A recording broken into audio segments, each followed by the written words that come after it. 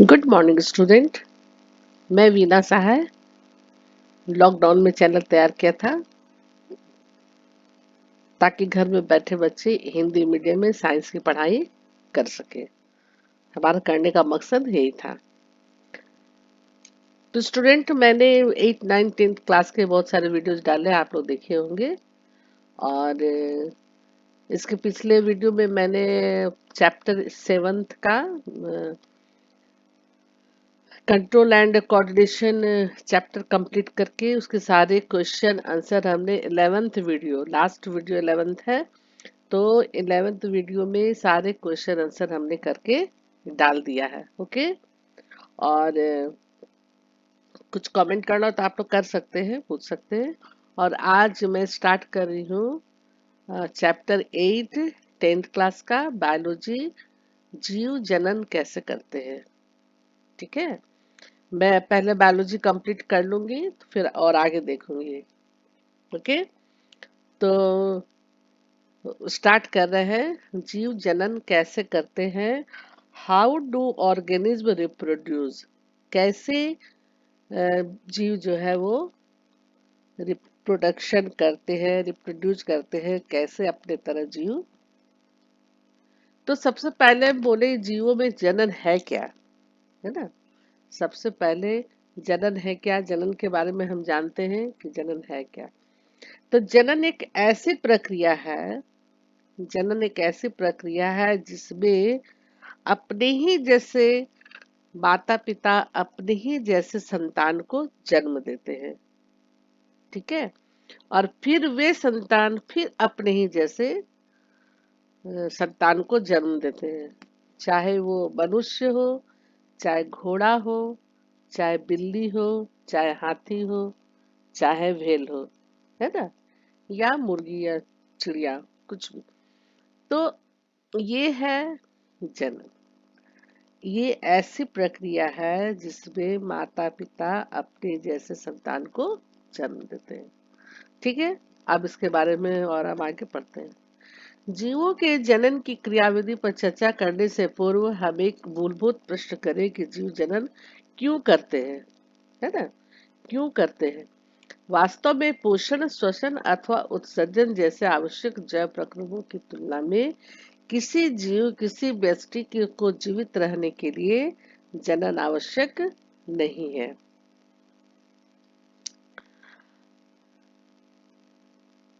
कहना है कि लाइफ प्रोसेस के लिए, जीव प्रक्रम के लिए हम जब पोषण और श्वसन और उत्सर्जन, ये सब जब क्रिया करते हैं तो जनन की आवश्यकता उसमें नहीं है। तो फिर हम क्यों जनन आवश्यक है ना। तो फिर क्यों आवश्यक है, जब इसकी जरूरत नहीं तो क्यों आवश्यक है, लेकिन आवश्यक है ना। यदि हम जनन नहीं होता है तो उसी तरह की संतान की उत्पत्ति नहीं होगी, तो एक दिन क्या होगा, वो जाति ही लुप्त हो जाएगा, है ना, वो जाति ही लुप्त हो जाएगा। इसलिए वो भी जरूरी है। जीवों को जीवित रहने के लिए जनन आवश्यक नहीं है। दूसरी ओर जीव को संतति उत्पन्न करने के लिए अत्यधिक ऊर्जा व्यय करनी पड़ती है। फिर जीव उस प्रक्रम में अपनी ऊर्जा व्यर्थ क्यों करे जो उसके जीवित रहने के लिए आवश्यक नहीं है। कक्षा में इस प्रश्न के संभावित उत्तर खोजना अत्यंत रोचक होगा, है ना। इसको फिर एक बार ऐसे ही हम लोग समझ लेते हैं कि वास्तव में जब पोषण, श्वसन अथवा उत्सर्जन जैसे आवश्यक जैव प्रक्रमों की तुलना में किसी व्यष्टि यानी जीव को जीवित रहने के लिए जनन आवश्यक नहीं है, लेकिन दूसरी ओर जीव को संतति उत्पन्न करने के लिए, है ना, दूसरी ओर जीव को संतान उत्पन्न करने के लिए अत्यधिक ऊर्जा व्यय करनी पड़ती है। तो फिर जीव उस प्रक्रम में अपनी ऊर्जा व्यर्थ क्यों करे जो उसके जीवित रहने के लिए आवश्यक नहीं है। लेकिन ऐसा नहीं होता है ना। इस प्रश्न का जो भी उत्तर हो परंतु यह स्पष्ट है कि हमें विभिन्न जीव इसलिए दृष्टिगोचर होते हैं क्योंकि उनमें जनन होते हैं। जनन की क्रिया बंद हो जाएगी तो उस जाति धीरे धीरे धीरे धीरे लुप्त हो जाएगा, वो दिखेगा ही नहीं, वो जाति ही बिल्कुल खत्म हो जाएगा। यदि वह जीव एकल होता तो कोई भी जनन द्वारा अपने सदृश व्यष्टि उत्पन्न नहीं करता। यदि जीव एकल होता तो कोई भी जनन द्वारा अपने सदृश व्यष्टि उत्पन्न नहीं करता। तो संभव है कि हमें उनके अस्तित्व का पता भी नहीं चलता कि वो क्या था, कौन जाति था, क्या नहीं था। तो किसी स्पीशीज में पाए जाने वाले जीवों की विशाल संख्या ही हमें उसके अस्तित्व का ज्ञान कराती है, यानी कि उसके बारे में बताती है या कौन सा जीव था या कौन सा जीव है ना। देखिए यहाँ पर, यदि वह जीव एकल होता तथा कोई भी जनन द्वारा अपने सदृश व्यष्टि उत्पन्न नहीं करता, व्यष्टि मतलब जीव, तो संभव है कि हमें उनके अस्तित्व का पता भी नहीं चलता, है ना, कि कौन सा जीव था।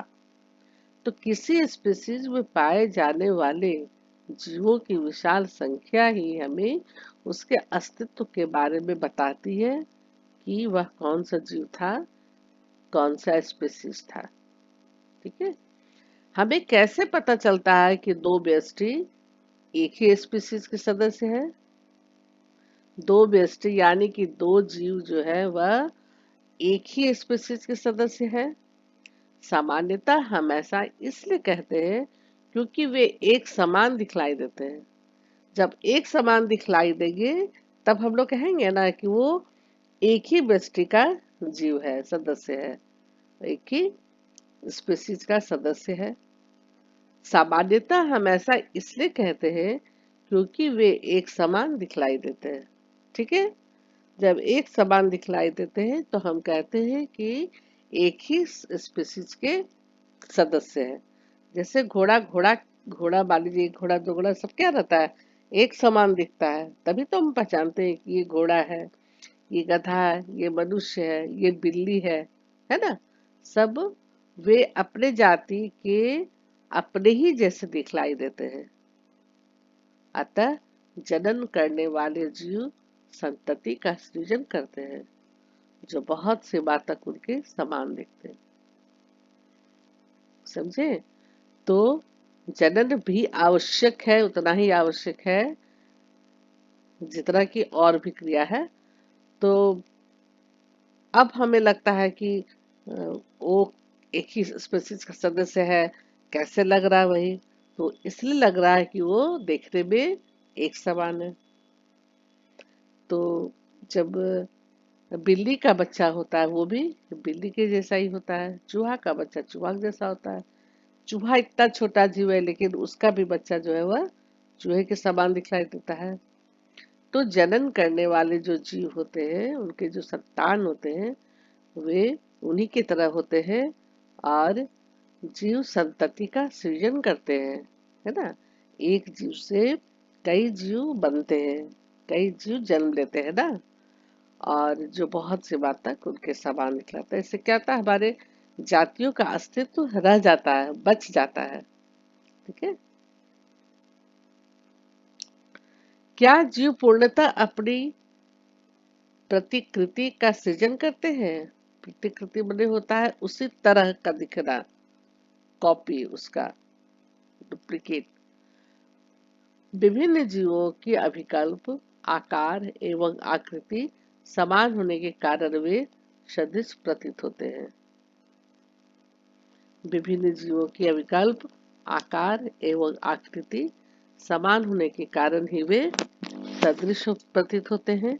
शरीर का अभिकल्प समान होने के लिए उनका ब्लूप्रिंट भी समान होना चाहिए। अतः अपने आधारभूत स्तर पर जनन जीव के अभिकल्प का ब्लूप्रिंट तैयार करता है।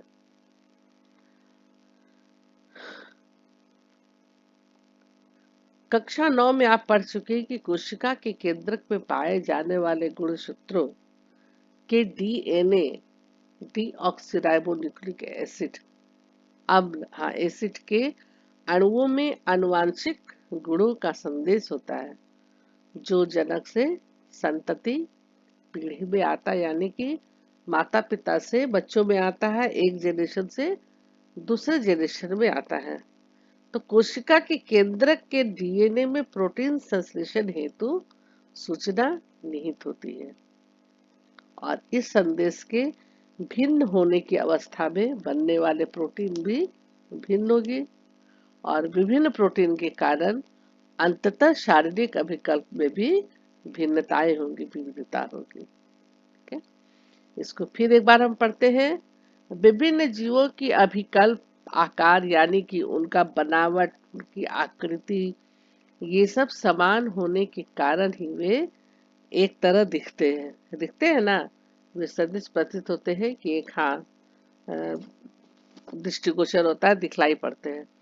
तो शरीर का विकल्प समान होने के लिए उनका ब्लूप्रिंट भी समान होना चाहिए। ब्लूप्रिंट क्या हो गया? ब्लूप्रिंट वही एक उनका जैसे कोई एकदम डुप्लीकेट प्रिंट बनता है, कागज तैयार होता है ना, वो प्रिंट होना चाहिए, तो समान होना चाहिए, तभी तो उसी तरह के जीव उत्पन्न होंगे। और अपने आधारभूत स्तर पर जनक जीव के अभिकल्प का ब्लूप्रिंट तैयार करता है। तो कौन करता है, क्या करता है? देखिए, सबसे पहले कि हमारा कोई भी सजीवों का शरीर, है ना, 9th में भी पढ़े, 8th में भी पढ़े हैं, सजीवों का शरीर किसका बना हुआ होता है? कोशिका का बना हुआ होता है। ठीक है, कोशिका का बना हुआ होता है और कोशिका के अंदर क्या रहता है? केंद्रक, जिसको नाभिक बोलते हैं। वो केंद्रक में पाए जाने वाले क्या कहलाते हैं? गुणसूत्र कहलाते हैं। अब वो गुणसूत्र जो है, गुणसूत्र के डीएनए के अणुओं में आनुवंशिक गुणों का संदेश होता है जो जनक से संतान पीढ़ी तक में आता है, माता पिता से बच्चों में आता है, एक जनरेशन से दूसरे जनरेशन में वो गुण आता है। ठीक है, गुण जो है सो एक जनरेशन से दूसरे जनरेशन में आता है। तो कोशिका के केंद्रक के डीएनए में प्रोटीन संश्लेषण हेतु सूचना निहित होती है। डीएनए में प्रोटीन संश्लेषण हेतु सूचना निहित होती है और इस संदेश के भिन्न होने की अवस्था में बनने वाले प्रोटीन भी भिन्न होंगे और विभिन्न प्रोटीन के कारण क्या होगा? अंततः शारीरिक अभिकल्प में भी विभिन्नताएं होंगी, विविधता होगी या विभिन्नताएं होंगी। तो सब हमारा किस पर निर्भर करता है? कोशिका के अंदर न्यूक्लियस, न्यूक्लियस के अंदर क्रोमोजोम्स, क्रोमोजोम्स के अंदर डीएनए और डीएनए प्लस प्रोटीन, है ना, क्रोमोजोम्स के अंदर डीएनए, डीएनए और प्रोटीन, और फिर डीएनए में जीन, डीएनए में प्रोटीन संश्लेषण हेतु सूचना निहित होती है और इस संदेश के भिन्न होने की अवस्था में बनने वाले प्रोटीन भी भिन्न होते हैं। विभिन्न प्रोटीन के कारण अंततः शारीरिक अभिकल्प में भी भिन्नताएं आती है। माता पिता के गुणों को संतान तक ले जाता है, कौन ले जाता है? जीन, है ना। अब डीएनए में जो है वो जीन होता है जो कि माता पिता के गुणों को अगले संतान तक, अगले पीढ़ी तक पहुंचाता है। ठीक है, और मनुष्य में ये गुणसूत्र जो है, सब में अलग अलग गुणसूत्र की संख्या होती है। मनुष्य में ये जो गुणसूत्र ने अभी हम लोगों ने पढ़ा, क्रोमोजोम्स, मनुष्य में 46 होते हैं, 23 पेयर होते हैं, और मटर के पौधों में 14 होते हैं, है ना, 14। तो सब तो नहीं, लेकिन कुछ कुछ हम लोग को याद रखना होगा। अब है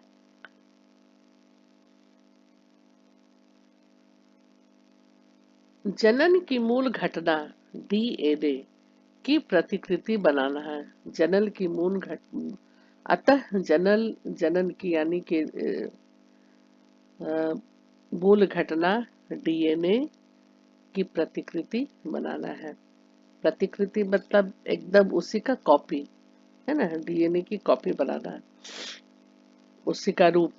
डीएनए की प्रतिकृति बनाने के लिए कोशिकाएं विभिन्न रासायनिक क्रियाओं का उपयोग करती है ना।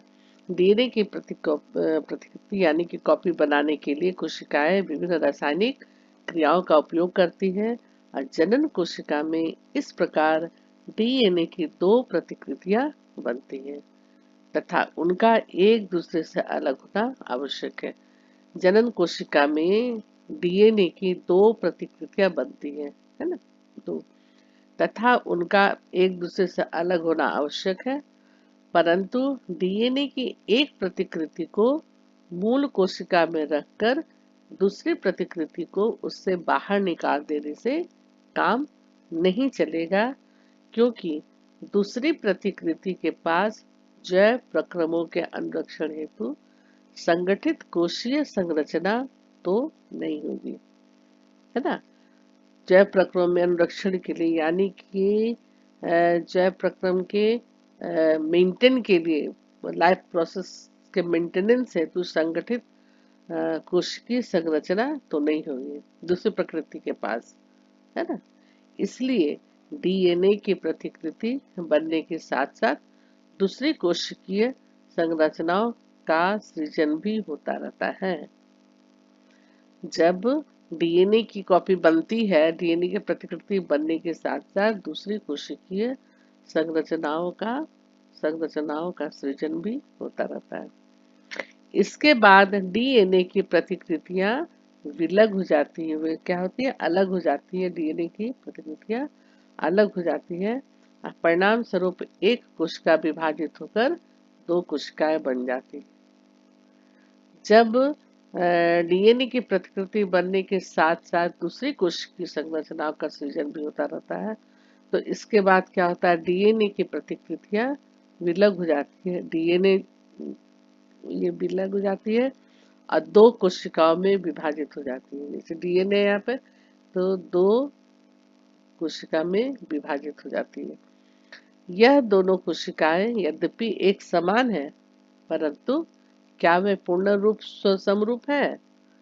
इस प्रश्न का उत्तर इस बात पर निर्भर करता है कि प्रतिकृति की प्रक्रियाएं कितनी यथार्थता से संपादित होती है। दोनों कोशिकाएं एकदम समान है या नहीं है, ये डिपेंड करता है कि प्रतिकृति की प्रक्रियाएं कितनी यथार्थता से संपादित होती है। कोई भी जैव रासायनिक प्रक्रिया पूर्ण रूपेण विश्वसनीय नहीं होता है, अतः यह अपेक्षित है कि डीएनए प्रतिकृति की प्रक्रिया में कुछ विभिन्नता आएगी, है ना। मतलब एकदम जरूरी नहीं है कि जैव रासायनिक प्रक्रिया जो हो रहा है वह एकदम 100% उसी पर डिपेंड करता हो, लेकिन डीएनए प्रतिकृति की प्रक्रिया में कुछ विभिन्नता आ ही जाती है और आती है। तो उसके फलस्वरूप क्या होता है कि बनने वाले डीएनए प्रतिकृतियां एक समान तो होंगी, परंतु मौलिक डीएनए का समरूप नहीं होगा।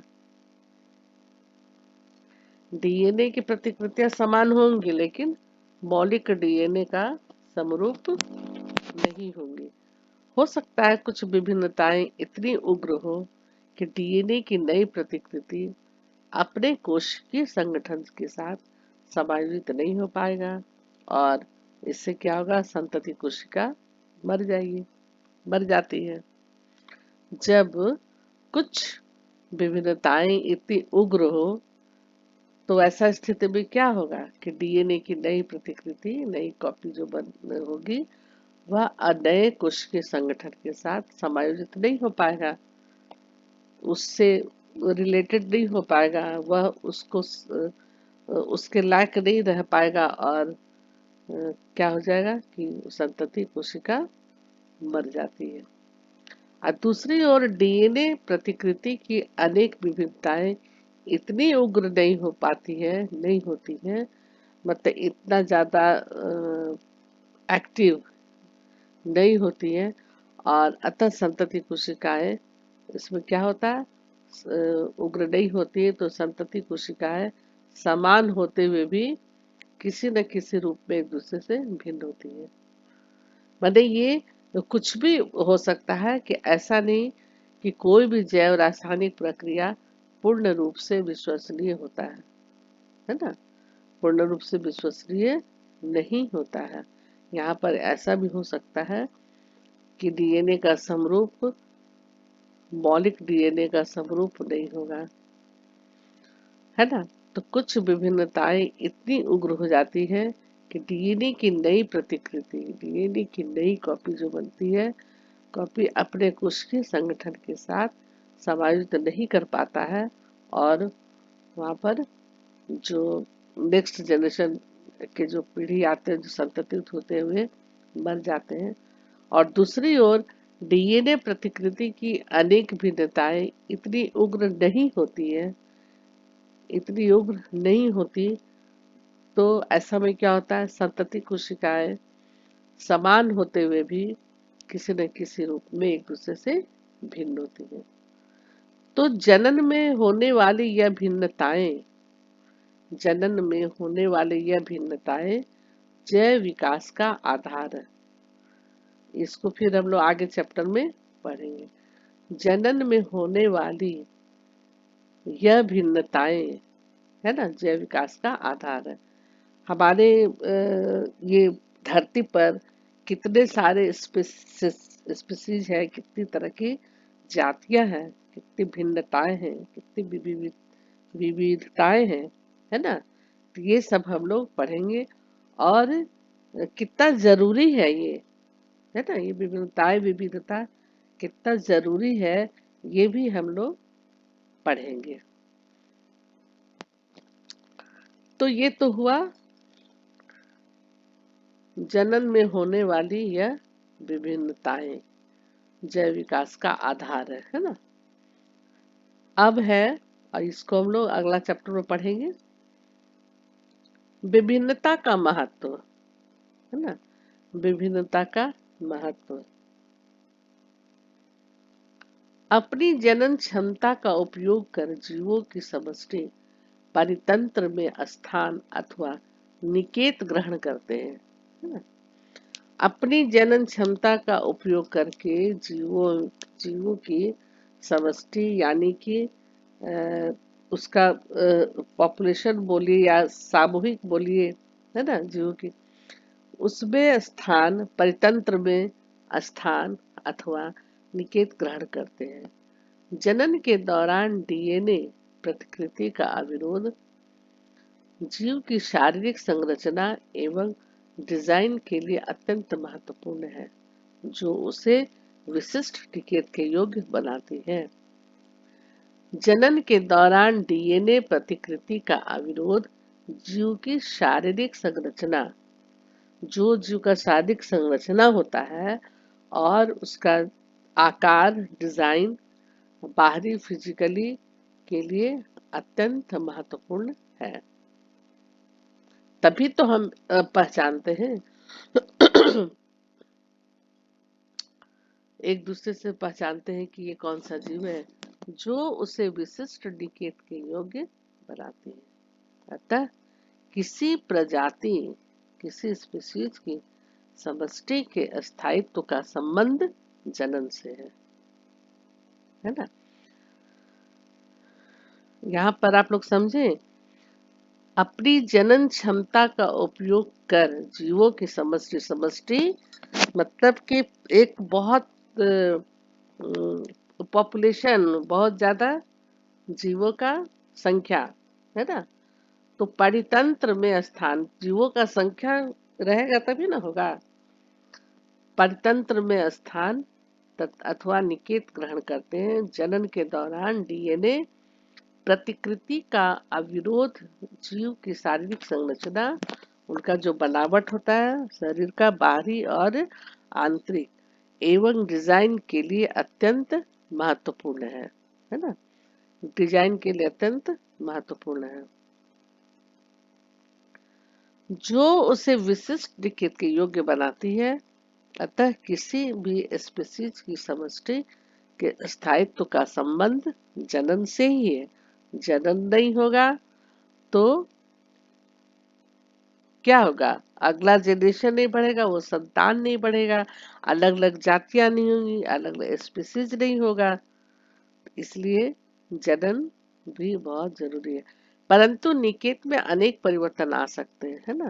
परिवर्तन तो कुछ भी आ सकता है, जैसे कि कुछ भी भूकंप आना, ताप बढ़ना, ग्लोबल वार्मिंग होना, या पानी का को बहना, लहर आना, तूफान आना, तो अनेक परिवर्तन आ सकते हैं जो जीवों के नियंत्रण से बाहर है ना?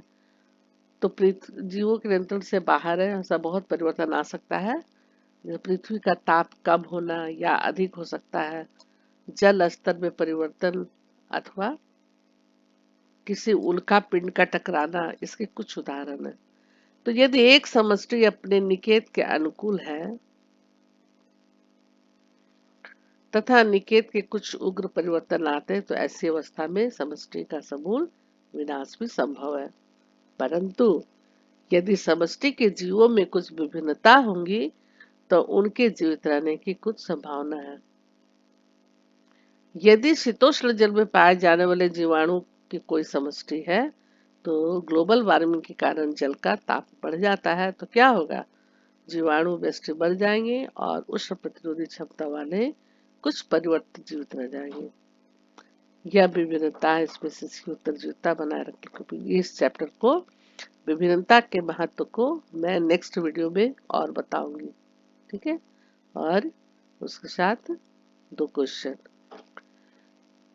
तो विभिन्नता का महत्व आज मैंने रीडिंग लगाया है, इसके आगे मैं समझाऊंगी। ये पेज नंबर 141 है। ठीक है? आप लोग वीडियो को देखिए, लाइक कीजिए, शेयर कीजिए। Okay, bye. Thank you.